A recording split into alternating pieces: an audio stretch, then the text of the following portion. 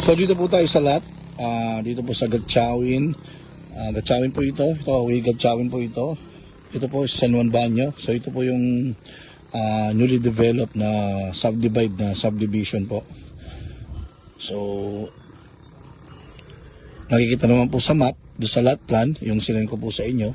So nandun po lahat. So yung mga yellow and green na highlighted, available pa po yun. Yung mga blue, yesterday lang po, ubos po lahat yun. Okay. So yan po, nakabakod, harap ng daan, maganda po.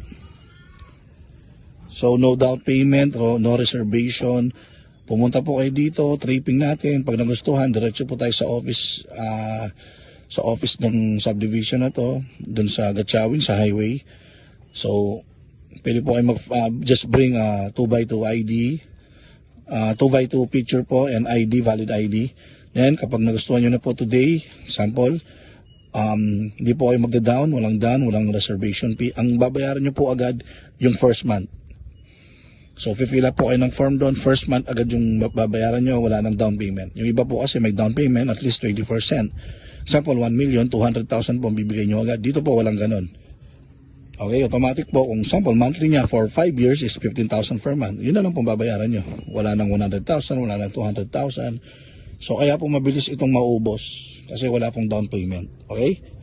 So yun, unahan na lang po sa pag-decide habang may mga available pa po.